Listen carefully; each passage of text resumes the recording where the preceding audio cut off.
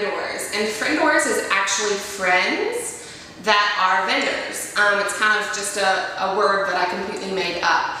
But it is the best way to create a referral strategy and to create a business. A lot of people think, okay, well, I'm in business, what's the best way to get my referrals? And then they go up the chart of how the referral chain would work, and then they send out emails saying, hey, can I be part of this list? Or can you put me on your preferred vendor list? And that is not very effective.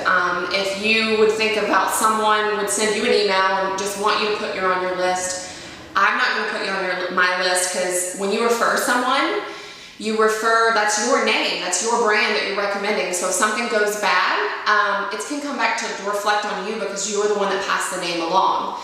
So just like them, they want to create a list of people that they can trust. They know that they can trust with their business and with passing on their name. So I talked this month, you can go through the article about different ways that you can actually establish these friendors. And you know, networking is such a huge part of business. It's a part of any industry. And I talked a little bit about the book in the article is net worth is your network. And it's so true. It is absolutely so true. 60 to 80% of jobs are filled on networking alone. So if you know someone that has a job and has an insider into a certain company or industry, 60 to 80% of businesses and jobs are filled on networking. So that's huge. So even if it's someone that needs a referral outside of our industry, it's very important that if you can pass on a trusted name, that people will thank you, and then that person that had the referral will thank you as well.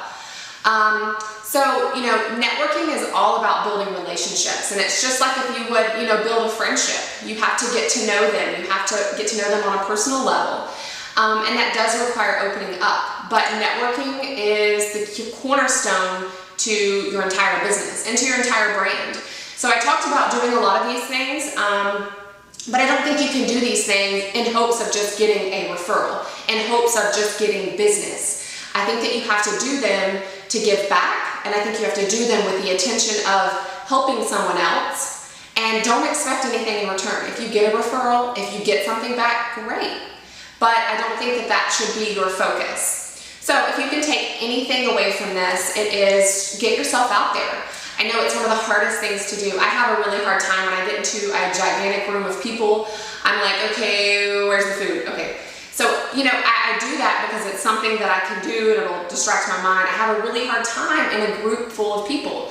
But if I see someone I know, I can kind of gravitate and then start getting, myself out there as far as that. So find out what works for you. If you're going to a networking event and it's completely overwhelming to you, invite a friend, invite someone to come with you. Even if they're not in that industry, find someone that you'll be comfortable with, that you can go. Because once you go, you're there, you're wasting time and money being there. You need to put yourself out there.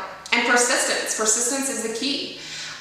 So be confident, and hopefully you can create a few friendors this month.